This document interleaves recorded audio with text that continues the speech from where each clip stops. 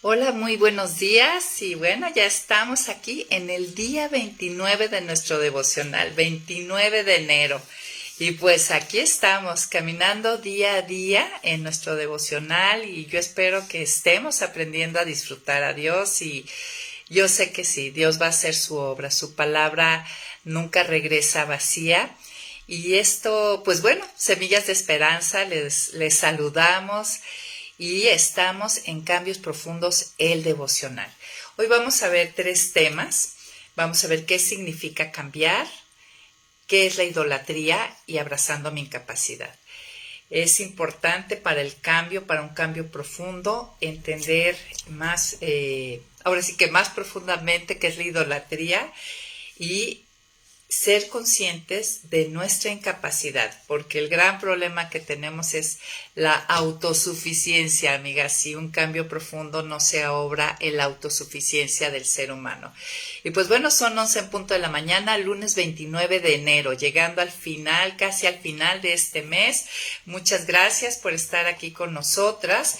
Y yo quisiera que pensáramos un poco y entendiéramos qué es un cambio. Me puse a buscar en el diccionario y decía, cambio es la acción de transformar una cosa en otra. Entonces, cambio es la acción de transformar una cosa en otra.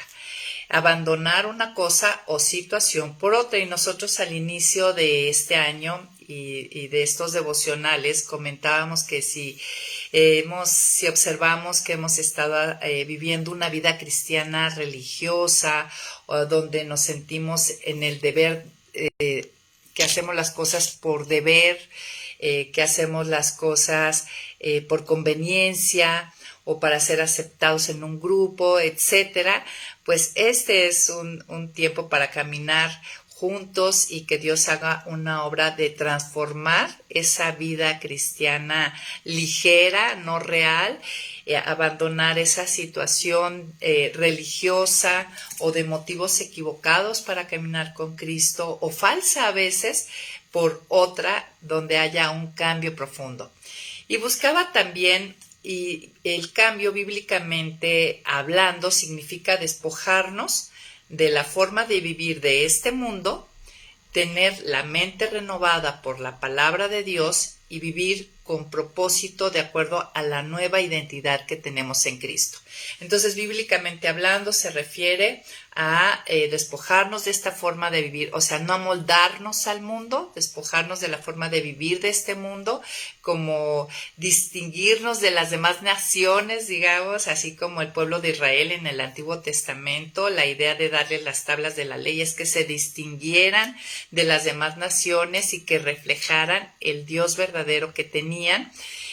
Tener una mente renovada por la palabra de Dios, es decir, que la mente de Cristo se vaya formando en nosotros, como dice 2 Corintios, y vivir con este nuevo propósito por el cual fuimos rescatadas. También hemos aprendido que no vamos a experimentar un cambio profundo si necesitamos dos aspectos para que se realice un cambio profundo: aprender a disfrutar de Dios y que mi mayor afecto no esté en lo creado, sino en el creador. Y hemos entendido, la semana pasada vimos que el amor está íntimamente relacionado con el cambio. Por eso vimos dentro de los devocionales qué significa amar, y Mateo 6:21 nos dice, donde está tu tesoro, ahí estará también tu corazón. ¿Qué significa amar? Pues que tu mente, tus emociones y tu voluntad persiguen lo que tú concibes como un tesoro. Tu mente va, tu manera de razonar, de pensar, de discernir, todas tus emociones, tus afectos y tu voluntad van y están inclinadas tras lo que tú consideras un tesoro.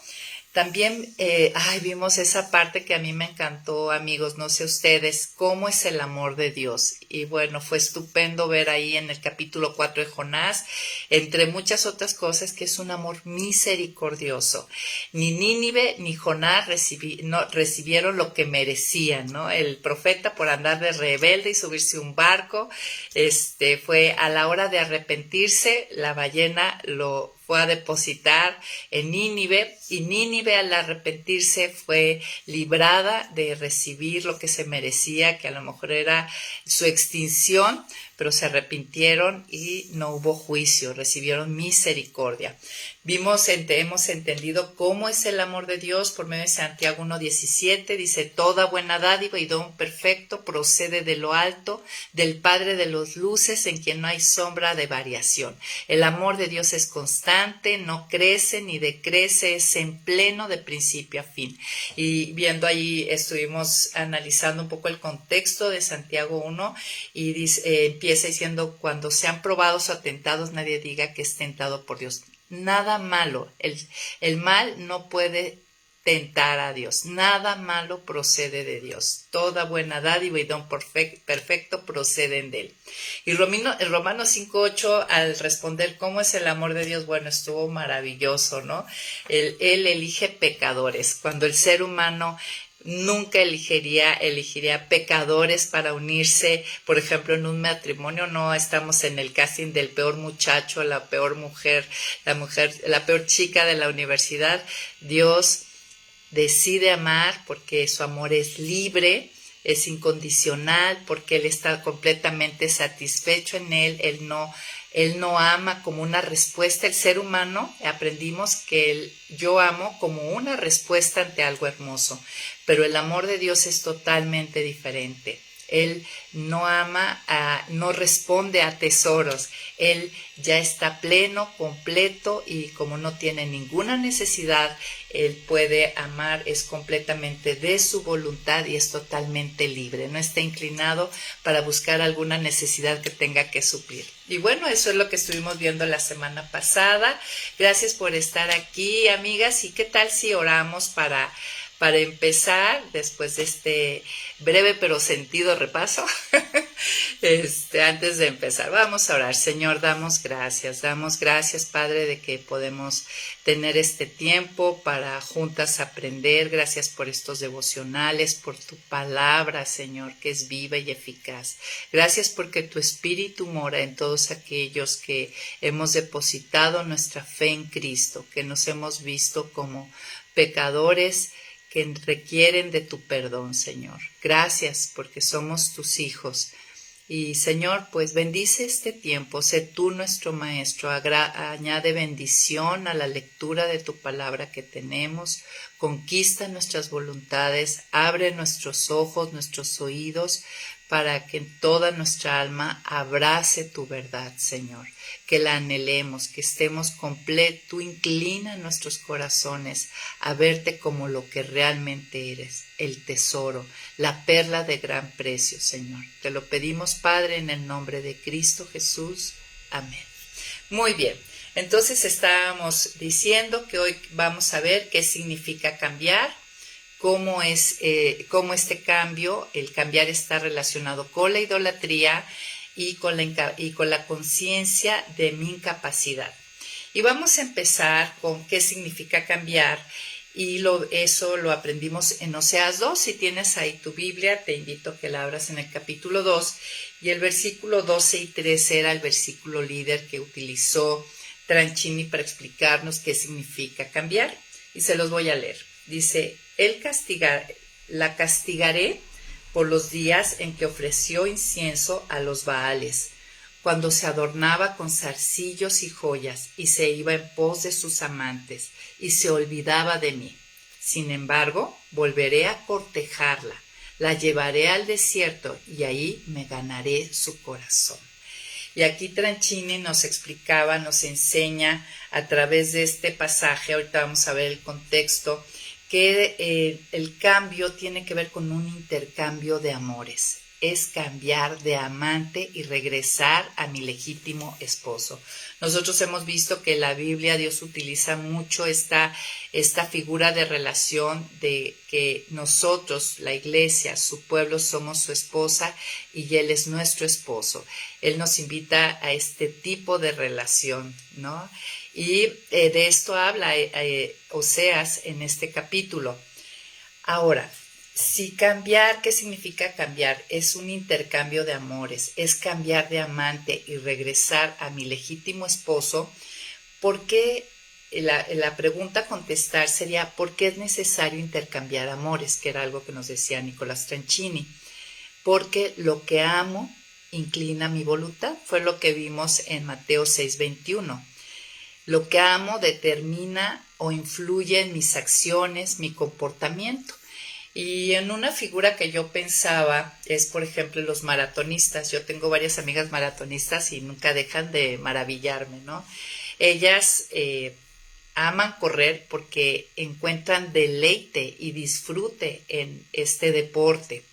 Ahora, al disfrutarlo, al amarlo, al deleitarse en él, sus acciones están muy relacionadas, sus decisiones y su actuar está muy relacionado. Por ejemplo, yo he estado en reuniones, a lo mejor un viernes en la noche me ha tocado donde estamos muy contentos, los hermanos compartiendo, y ellas se despiden, estos hermanos maratonistas se despiden temprano porque al día siguiente hay que estar a las 6 de la mañana en la pista, ¿no? Con los demás corredores, o se detienen de comer ciertas cosas o deciden comer otras cosas, me acuerdo pastas, porque al día siguiente van a tener un desgaste calórico muy grande, si es que ya es el día de la carrera. Entonces, y así una serie de decisiones día a día. Te das cuenta cómo lo que tú amas, no puede haber un cambio profundo si no cambia lo que yo amo, porque lo que yo amo inclina y determina mis decisiones, mi actuar, ¿no? Y dónde está mi mente, dónde están mis afectos y dónde está mi voluntad. Y eso es lo que tenemos que entender, es algo prioritario. Entonces, no hay cambio profundo si no cambia lo que yo amo. Y vamos a regresar a Oseas, porque estamos diciendo que Oseas nos enseña que cambiar significa cambiar de amante, ¿no? Vamos no sé si tú estuviste pensando en la semana, ¿cuál es tu amante? ¿Dónde estás encontrando regocijo y felicidad? Y yo quisiera que pensáramos en esto. En lo general, por ejemplo, dentro de un matrimonio, ¿por qué se da el adulterio? Hablando así en lo general, ¿por qué se llega a este punto?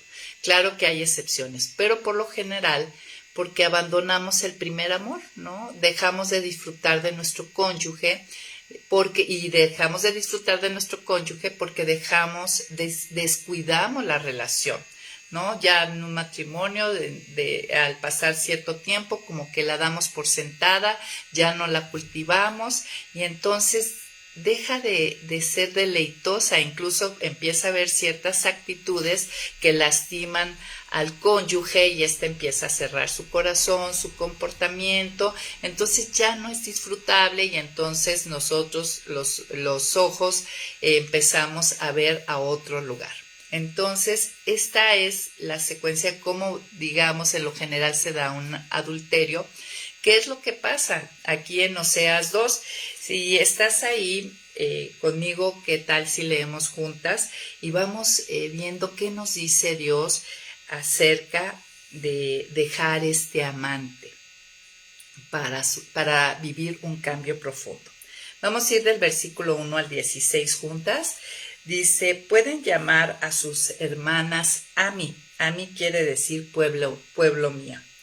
Pueden llamar a sus hermanos Ami, pueblo mío, y a sus hermanas Ruba, que quiere decir compadecida.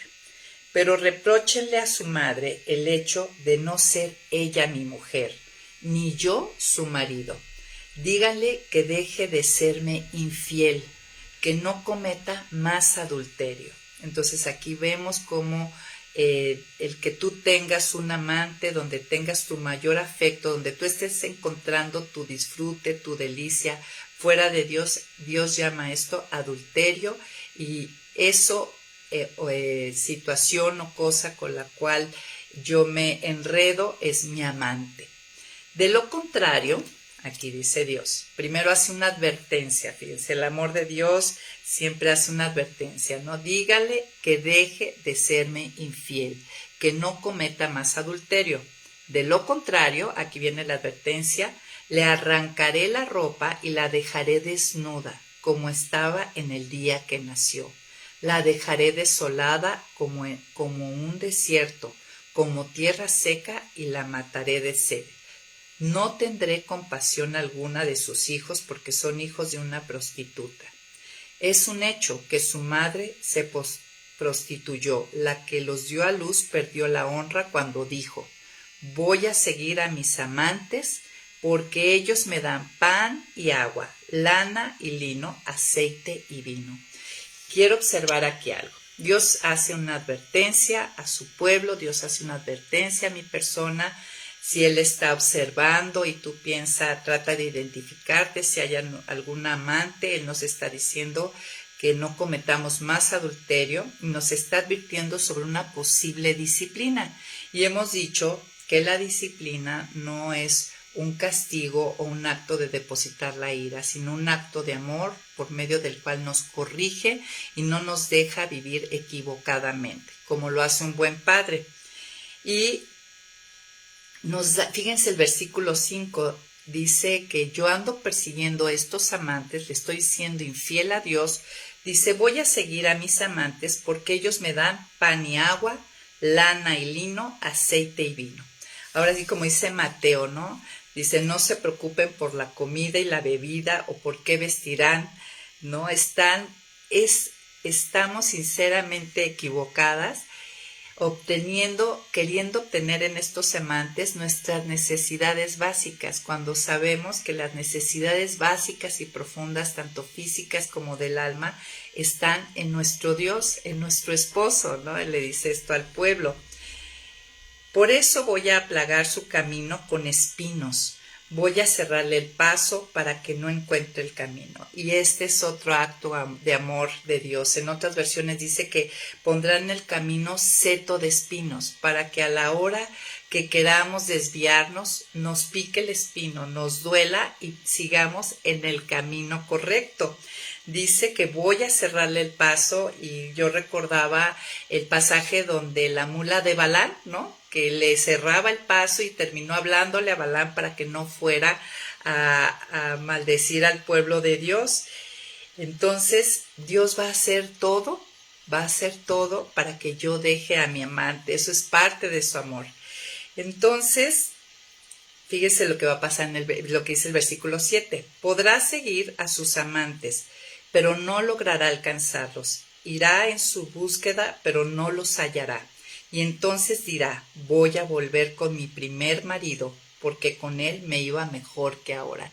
Dios va a hacer que en esos amantes que tenemos ahora no obtengamos nada. Va a obstruir todo lo que ese amante me estuviera dando.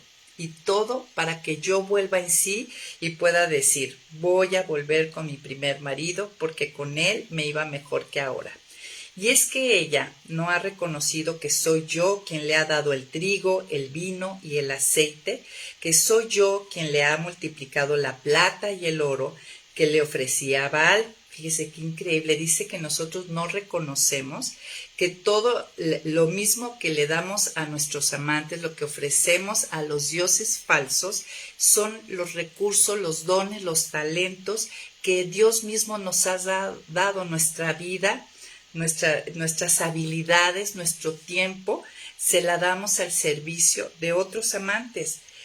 Por eso, en su momento, haré que me devuelva mi trigo y mi vino, le quitaré mi lana y mi lino, que le había dado para que cubriera su desnudez, y a la vista de sus amantes pondré al descubierto sus partes pudendas. Nadie la librará de mi mano. Pondré fin a todo su alboroto y a sus fiestas, a sus lunas nuevas y a sus días de reposo, y a todas las festividades. Arrasaré sus viñas y sus higueras que ella consideraba la paga que le dieron sus amantes. O sea, Dios va a quitar todo el disfrute que creemos que nos dan estos amantes, y la reduciré a un matorral y se las comerán las bestias del campo. Y aquí viene nuestro versículo líder. La castigaré por los días en que ofreció incienso a los Baales, cuando se adornaba con zarcillos y joyas y se iba en pos de sus amantes y se olvidaba de mí. Pero vean aquí qué cosa tan hermosa hace Dios. Sin embargo, volveré a cortejarla. En otras versiones dice que la atraeré hacia mí o la seduciré. la llevaré al desierto. Y efectivamente, ¿no? En las disciplinas, Dios nos va a quitar todo lo que obteníamos de ese amante, ¿no? Y nos va a llevar a ese desierto. Y ahí me ganaré su corazón. Otras versiones dice, ahí le hablaré a su corazón. Esto es maravilloso. Y ahí en el desierto, fíjense, versículo 15 lo que dice, allí le devolveré sus viñas y la haré del valle de Acor, que Acor significa problema, una puerta de esperanza. O sea, en ese desierto habrá habrá confort o seremos refrescadas, podemos disfrutar de nuevo de lo que Dios nos daba aún en el desierto. Dice, y haré del valle de Acor, o sea, el problema que estábamos viendo, una puerta de esperanza. Allí volverá a cantar como cuando era joven, como cuando salió de la tierra de Egipto. Es decir, en nuestro primer amor, nosotros sabemos que la Escritura, salir de Egipto es el momento de la salvación, cuando nos saca de la esclavitud del pecado, de la muerte a la vida. Versículo 16, cuando llegue el momento, tú me llamarás Ishi. O sea, a través de este proceso de Dios trabajar en nuestra vida para dejar al amante y regresar a él, me llamarás Ishi. Ishi en hebreo es esposo, ¿no? Me llamarás Ishi, vendrás a una relación de naturaleza matrimonial, ¿no? Y nunca más volverás a llamarme Baali, o sea, verlo como un amo, pero en estos términos un amo donde la relación es de temor y de castigo, ¿no? Nosotros hemos visto que en otras partes de la Escritura sí utiliza a Dios la figura de amo, pero junto con otras más, ¿no? De padre, de pastor, de esposo, pero aquí es utilizado amo en una connotación negativa, en una relación de temor y castigo. Fíjense cómo es nuestro Dios hermoso y cómo Él hace para que dejemos nuestros amantes. Entonces, ¿qué podemos decir acerca de esto? Para el cambio necesito recuperar el primer amor, ¿no? Esta es la restauración real de la relación con mi Ishi, ¿no? Dios me lleva al desierto, a solas, para seducirme, para atraerme a Él, aquí decía, para cortejarme, ¿no? Que es lo que hace cuando un chico quiere conquistar el amor de una chica. Y fíjense, no dice que me va a forzar o me va a arrastrar, dice que me va a atraer. Qué hermoso es nuestro Dios. Y dice que ahí en el desierto va a hablar a mi corazón y voy a recordar lo que yo tengo con Él en una relación de Ishi. Entonces, dejar de disfrutar a Dios, ¿sí? Me lleva a buscar otros amantes a que me den ese disfrute. Y bueno, ya hemos visto que es un disfrute que realmente es muy pasajero. Luego, acerca de entender qué significa cambiar, el autor nos llevó a Mateo 22, al versículo 37 al 40, al primer y más grande mandamiento. Dice, voy a leerlo primero, desde el versículo 37, desde el 36, dice, Maestro, ¿cuál es el gran mandamiento en la ley? Jesús le respondió, amarás al Señor tu Dios con todo tu corazón y con toda tu alma y con toda tu mente. Este es el primero y más grande y más importante mandamiento. Y el segundo es semejante al primero, amarás a tu prójimo como a ti mismo. De estos dos mandamientos dependen toda la ley y los profetas. ¿Qué aprendimos a través de este pasaje en los devocionales? Pues es hacer lo que hago para Dios y los demás por los mismos motivos o móviles que Dios tiene y hace por los demás, ¿no? Es tener el mismo sentir. No solamente ahí con Tranchini reflexionábamos que no es solamente el hacer, sino el amor con lo que hacemos. ¿El amor a quién? Porque yo puedo estar haciendo muchos cambios por amor a mí misma, ¿no? A mi conveniencia y no a Dios y a los demás. Y ahí Tranchini nos llevaba a pensar que cuando hablamos de cambios profundos la idea es hablar de la santificación, está refiriéndose al proceso de santificación y nos hacía pensar qué entendemos por santificación, y pues la definición teológica correcta y aceptada es, decía él, que es un proceso de crecimiento que dura toda la vida en el que soy hecha o hecho a imagen de Cristo. Pero decía que esta definición es muy correcta, pero la interpretación que a veces da el pueblo de Dios es incorrecta porque lo relacionamos con el hacer, ¿no? ¿Qué él haría? ¿Qué haría Cristo? Que está muy bien preguntarse, ¿no? En ciertas situaciones, ¿qué haría Jesús? Pero yendo más profundo, no es solamente el hacer, ¿no? La verdadera santificación, el verdadero cambio profundo tiene que ver, puedo estar yo haciendo algo sin amar, sin tener el motivo real de que amo a Dios o a mi prójimo, a mí, y ahí es donde conecta la idea. Si yo nada más entiendo la santificación como cambio de comportamiento, esto no cambia el corazón, no hay cambio profundo. Mi corazón tiene que ser llevado a amar lo que Él ama y hacer las cosas por los mismos motivos por los que Él, nuestro Dios, lo hace. Entonces yo podría decir, puedo cambiar mi comportamiento por motivos equivocados y estar muy lejos del primer y más grande mandamiento y del segundo, ¿no? Estar haciendo muchas cosas para Dios, para los demás, no precisamente por amor a Dios y a los demás, sino por amor a mí misma. Y ahí había una reflexión que pues tenemos que hacer, el poder recordar o identificar algunas de esas cosas que yo he hecho o estoy haciendo pensando que lo hago por amor a Dios o por el deseo de seguir a Cristo, ¿no? Y si estoy haciendo esos cambios de comportamientos más justos por ser aceptada, o pues ahí veíamos en el devocional, me acuerdo en el día 22, pues muy diferentes razones equivocadas por las cuales cambiar nuestro comportamiento, y de hecho muchos cambian su comportamiento por las razones equivocadas, pero la santificación, sobre todo aquí lo que él quiere apuntalar, tiene que ver con cambio de comportamiento y con la razón correcta, ¿no? El amor a Dios y a los demás. Entonces, un entendimiento más profundo de lo que es la santificación, podríamos decir, es amar lo que Él ama. Hago esto por amor.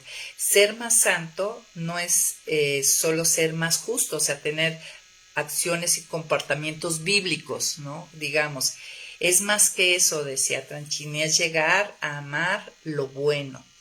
Y bueno, ese primer y más grande mandamiento tiene que referirnos en cuanto al cambio. Si yo quiero un cambio profundo, pues tiene que ser en el hacer y en el fondo del hacer, ¿no? El amor a Dios y a los demás. También nos llevó esta semana Tranchini a entender que el cambio está relacionado con la idolatría y a pensar un poco más qué es la idolatría. Y ahí nos llevó a Colosenses capítulo 1. Si vas conmigo a Colosenses capítulo 1, en el versículo 13 y 14 dice: y que también nos ha librado del poder de la oscuridad y nos ha trasladado al reino de su amado Hijo, en quien tenemos redención por su sangre, el perdón de los pecados. Y ahí me encantó cómo él lo explicó, ¿no? Él decía muchas veces, estar en el reino de las tinieblas no es precisamente estar poseído por un demonio, sino estar poseído por el mundo. Ahora entendamos que el sistema de este mundo lo ha creado el príncipe de este mundo, que es una oferta total para sustituir al verdadero, a Dios, con las cosas, tener nuestro deleite y nuestro placer en las cosas creadas. Todo el sistema del mundo apunta a eso, a reemplazar a Dios y poner en cambio nuestro deleite en lo creado. Pero algo que hay que entender en este versículo, primeramente dice, y que también nos ha librado del poder de la oscuridad. Decía ahí Tranchini que aquí hablaba de dos reinos, ¿no? Y nos ha trasladado al reino de su amado Hijo. Entonces, una primera verdad que yo debo de entender es que yo no estoy ya, yo fui ya trasladada. Si yo viví la reconciliación con Dios, mi posición donde yo estoy es que yo ya estoy en el reino de su Hijo y por lo tanto mis ojos tienen la capacidad de ver, cosa que no tiene el muerto espiritual. Yo no tengo por qué vivir en tinieblas. Decía que las tinieblas era tener una visión nublada, ¿no? Del pecado y de Dios.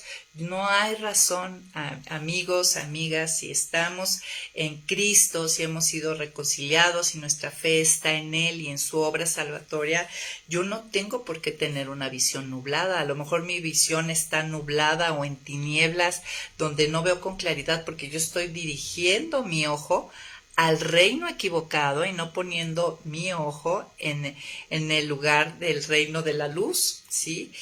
Algo que nos dice el pasaje, entonces, número 1, que debo de entender, es que yo ya fui trasladada, ¿no?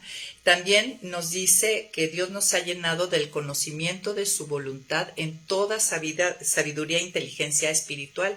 Esto es una realidad. Miren, el versículo 9 dice, por eso nosotros, desde el día que lo supimos, no cesamos de orar por ustedes y de pedir que Dios los llene del conocimiento de su voluntad en toda sabiduría e inteligencia espiritual. O sea, Dios es algo que podemos pedir, orar, tenemos la posición y no hay necesidad de vivir en tinieblas cuando podemos recibir esto. También vemos que esto tiene un fin, vivir dignamente, versículo 10, ¿para qué? O sea, y todos los que estamos aquí llevando el devocional es que estamos interesados en tener el conocimiento de su voluntad y ser llenos de su sabiduría e inteligencia espiritual. Y el estar caminando juntos en estos devocionales y en otros estudios bíblicos tiene un fin para que vivan como es digno del Señor, ¿sí? Es decir, siempre haciendo todo lo que a Él le agrada, las cosas del reino, de su reino, amigos, produciendo los frutos de toda buena obra y creciendo en el conocimiento de Dios. Y además dice que en todo esto fortalecidos. Entonces ya fuimos trasladados, es un hecho, tenemos todo esto, no tenemos que vivir como si perteneciéramos al reino de las tinieblas todas nubladas, ¿no? Entonces aquí podríamos entender que la idolatría es vivir para y servir al reino equivocado. Me encantó esa frase que sacó Tranchini, ¿no? La idolatría es vivir para y servir al reino equivocado. Cuando yo ya fui trasladada, ¿qué hago viviendo para y sirviendo al otro reino, no? Recordemos, nunca olvidemos que este reino de las tinieblas se caracteriza por la incapacidad para ver. Si tú quieres, estás poniendo tu ojo en ese reino y tu corazón está siendo atraído hacia allá y ahí es donde estás viendo el tesoro, pues estaremos nublados, confundidos, con ceguera y no hay razón cuando nuestros ojos espirituales ya han sido abiertos. Y recuerden, si yo estoy mirando allá, van a suceder dos cosas que no voy a poder ver. El engaño del pecado y esas mismas tinieblas me van a impedir ver el valor que tiene el Hijo, oscurece el atractivo de su reino y del Rey. Amigas, Dios vino a darnos, y amigos, vida plena y abundante, pero no está en el reino de las tinieblas. Ese reino, como hemos estado viendo y seguiremos viendo, únicamente causa más sed y adicción. Él es la única fuente de agua viva que sacia, como estaremos viendo. Ahora, siguiendo con lo que es el cambio y qué significa cambiar, otro pasaje que nos lleva a entender la idolatría, que tiene que ver con el cambio, es Jeremías capítulo 2. Si vas conmigo, este capítulo estuvo increíble. Y el versículo 12 y 13 dice: ustedes los cielos, espántense al ver esto, horrorícense, llénense de angustia. Son dos los males que ha incurrido mi pueblo. Me han dejado a mí, que soy fuente de agua viva, y han cavado sus propias cisternas, tan agrietadas que no retienen agua. Y aquí, bueno, nos enseña que la idolatría es lo que yo hago cuando tengo sed, cuando me siento vacío, cuando me siento insatisfecho. Es otra manera de entender la idolatría. La idolatría es lo que yo hago cuando tengo sed. Y aquí dice que yo me pongo a cavar mis propias cisternas que están agrietadas, o sea, lo que yo pueda hacer para calmar mi sed es como una cisterna agrietada que no retiene agua. Y ahí nos llevaba a entender cómo se genera una adicción. Pero me gustaría ir al contexto que realmente nos van a ver cómo va a cautivar nuestra mente y nuestra voluntad. Miren, vamos desde el versículo 1. Dice, la palabra del Señor vino a mí y me dijo, es decir, a Jeremías, ve y proclama a oídos de Jerusalén lo siguiente. Y para nosotros es ve y proclama al pueblo de Dios, a mis hijos, lo siguiente. Así dice el Señor. Me acuerdo de ti y de tu fidelidad cuando eras joven, de tu amor de novia, cuando me seguías por el desierto en terrenos no sembrados. O sea, está apelando a nuestro encuentro con Cristo, al momento de la salvación, de la redención, que generalmente estamos en terrenos no sembrados, en el desierto, y cómo empezamos en ese primer amor a seguirlo. Israel estaba consagrada al Señor, era como los primeros frutos de su cosecha. Todos los que la devoraban tenían que cargar con su culpa, el mal les sobrevenía. Dios se encargaba de nuestros enemigos. Y es verdad, trata de regresar a ese tiempo. Dice, tú, casa de Jacob, y ustedes, todas familias de la casa de Israel, escuchen la palabra del Señor. Así dice el Señor. ¿Qué de malo hallaron en mí? Y esto es lo que Dios nos dice hoy. Si estamos identificando ídolos en nuestro corazón, amantes en nuestro corazón, donde nosotros estamos yendo a suplir esas necesidades profundas, Dios nos dice, ¿qué de malo hallaron en mí los padres de ustedes, que se alejaron de mí y se fueron en pos de la vanidad, con lo que se hicieron vanos? A esto se refiere que finalmente nos convertimos en lo que seguimos, amigas. Jamás dijeron, ¿dónde está el Señor? Que nos sacó de la tierra de Egipto y nos condujo por el desierto, por tierra desierta y despoblada, por tierra seca y terriblemente sombría, por tierra que nadie transitó ni jamás habitó. Empezamos a desviarnos, a buscar, nos vamos en pos de la vanidad. Vanidad es que está vacío, que no da nada, que es infructuoso, y nos olvidamos de recordar, bueno, ¿dónde está nuestro Dios? Y no es porque Él se haya ido, ¿dónde estoy yo? Del que me sacó del pecado, me dio salvación, ¿no? El que me sacó de la tierra de Egipto, el que me condujo por el desierto, por tierra desierta y despoblada, y ahí me proveyó. El pueblo de Israel estaba relacionando, ahí nos proveyó de agua, de alimento, con su nube de día, su columna de fuego en la noche, por tierra seca y terriblemente sombría, por tierra que nadie transitó ni jamás habitó. O sea, cómo fuimos sostenidos, ¿no? Aún en el desierto, cómo no perecimos y nos llevó a nueva tierra, nos entregó una nueva tierra. Yo los introduje en una tierra de abundancia, para que disfrutaran de su fruto y sus bondades, pero ustedes entraron y contaminaron mi tierra, convirtieron mi heredad en algo repugnante. Es lo que piensa Dios cuando adoramos a los dioses de las naciones vecinas. Jamás dijeron los sacerdotes, ¿dónde está el Señor? Ni tampoco los que detentaban la ley me conocieron. Los guías del pueblo se rebelaron contra mí. Los profetas hablaron en nombre de Baal y se fueron en pos de dioses inútiles. Aún las personas que enseñan la palabra están yéndose en pos de dioses, son idólatras, Por eso voy a entablar un juicio contra ustedes, contra sus hijos y contra sus nietos. Pasen ahora a las costas de Quintín y fíjense, envíen observadores a Cedar. Es decir, está diciendo de oeste a este, y pónganse a pensar seriamente. Vea si han incurrido en algo semejante a esto. Le está diciendo al pueblo de Israel, ponte a ver de oeste a este, todo a tu alrededor, y observa si en esas tierras de alrededor de mi nación escogida se vio algo semejante a esto. Ninguna de estas naciones ha cambiado a sus dioses. La gente del mundo no ha cambiado a sus dioses, les son fieles, les son constantes. Y eso que no son dioses.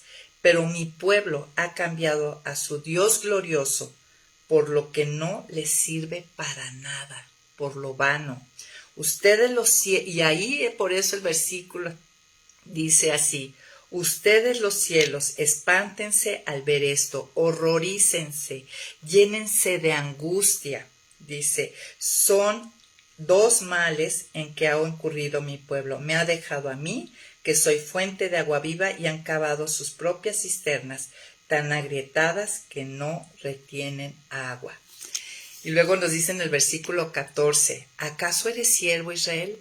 Y nos lo dice a nosotros, ¿acaso tú todavía eres esclavo o esclavo? ¿Por qué entonces te tratan como botín de guerra? Date cuenta, ¿por qué estás, al estar sirviendo dioses ajenos, por qué le estás pasando mal? Dice, los cachorros de león rugen contra ti, gruñen con fuerza y devastan tu tierra, queman tus ciudades y las dejan sin habitantes. Y así sigue, ¿no? Dice, y esto sucedió por haber dejado al Señor tu Dios cuando Él te conducía por el camino. Dice, dime pues, y me dice a mí, ¿qué esperas hallar en el camino de Egipto? ¿Que sacias tu sed con el Nilo? ¿Qué esperas hallar en el camino de Asiria? ¿Que sacias tu sed en el Éufrates? Y dice aquí, dense cuenta. Y ese es el llamado, amigas, ¿no? Entonces la idolatría es olvidar quién es la fuente de agua viva. Es ser engañado, es desviarme en el camino, es buscar saciarme fuera de Dios, buscar satisfacerme a mí misma por mis propias ideas y medios, es buscar saciedad en lo creado y no en el creador y dador de todo, ¿no? Y pues recordemos lo que a la mujer samaritana, ¿se acuerdan? Lo que le dijo Jesús, cualquiera que beba de esta agua, pronto volverá a tener sed, pero todos los que beban del agua que yo doy no tendrán sed jamás. Y bueno, otra imagen que nos llevó Tranchini para entender la idolatría era el término banquetear en Eclesiastés. Me encantó, no saben, no sé ustedes, pero este término de Eclesiastés, de entender que la idolatría tiene que ver con banquetear, ahí Eclesiastés 10, versículo 16 y 17 dice, hay del país que tiene por rey a un muchacho y cuyos príncipes banquetean desde la mañana. Pero feliz del país que tiene por rey a un hombre de alcurnia, cuyos príncipes comen a su hora para reponer sus fuerzas y no para emborracharse. Y bueno, aquí entendimos que es banquetear por la mañana. Y tiene que ver con contestar estas preguntas. ¿Qué cosas buenas que Dios te ha dado utilizas o utilizo para embriagarme? Y bueno, embriagarse, me puse a buscar qué quería decir embriagarse y dice, perder el dominio de sí por beber en exceso. Algunos sinónimos son atontar, adormecer, enajenar. Entonces, ¿qué cosa es la pregunta a contestar aquí para ver si yo estoy en idolatría? ¿Qué cosas buenas que Dios me ha dado utilizo para que me llevan a perder el dominio por usarlas en exceso, que me atontan, que me adormecen y que me enajenan, ¿no? Mi tiempo libre, ¿con qué lo estoy llenando, amigas? Y ahí Tranchini nos lleva a varias reflexiones, ¿no? Y ahorita yo creo que el enemigo número 1 son las redes sociales. ¿En qué utilizo mis posibilidades? ¿No? Porque aquí los príncipes del pueblo lo que tenían eran recursos y tiempo. Tú también tienes recursos y tiempo.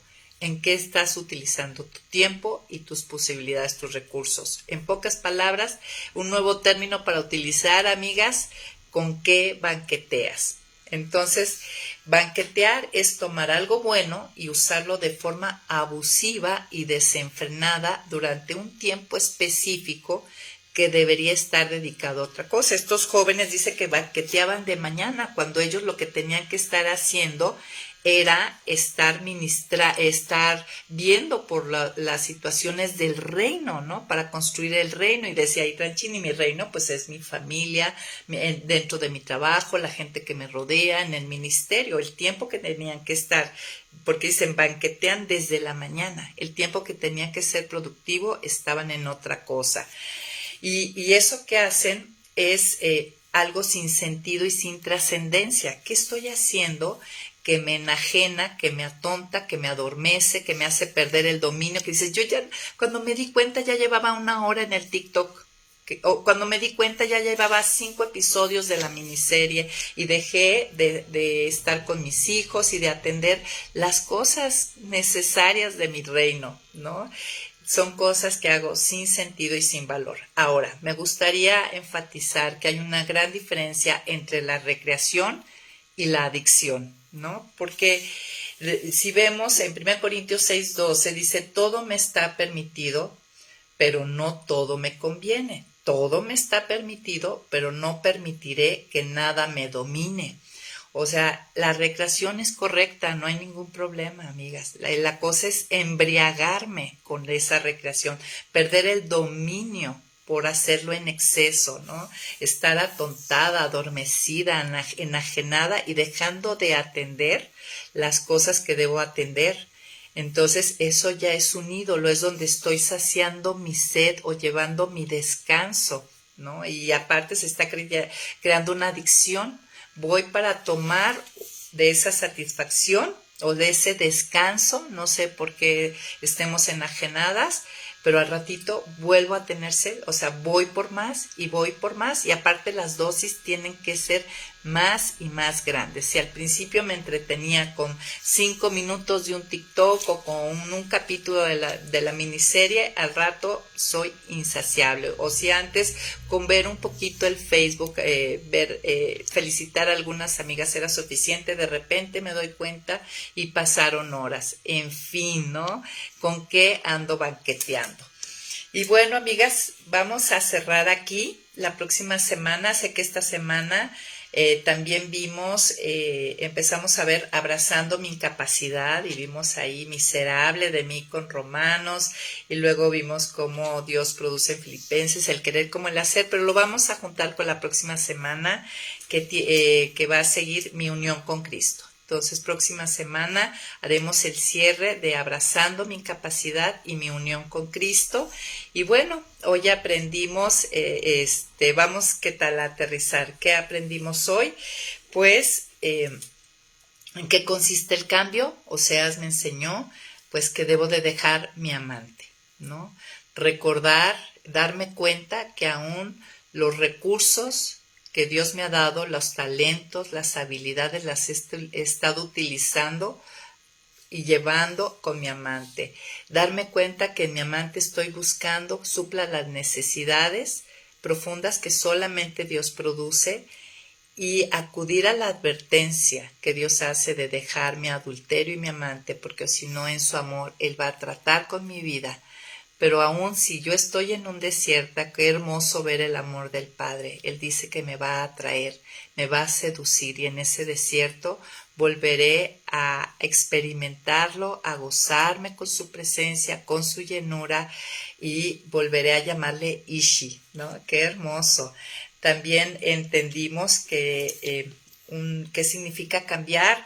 Pues el primer más grande mandamiento es hacer las cosas no es solamente el hacer, sino hacerlo por amor a Dios y a los demás. Y en cuanto a la idolatría, pues aprendí que banquetear me lleva a idolatría, que en Jeremías estar cavando, buscar saciar mi sed es idolatría, o sea, saciar mi sed fuera de Dios es idolatría. Y también en Colosenses 1:13, también idolatría es vivir para el reino equivocado. Y bueno, muchas gracias, amigas, por estar aquí, listas para la próxima semana. Y pues espero que estén buscando los pasajes que utiliza Tranchini para meditar en ellos y orar, ¿no? Aparte de lo que él nos comunica. Bye, bye.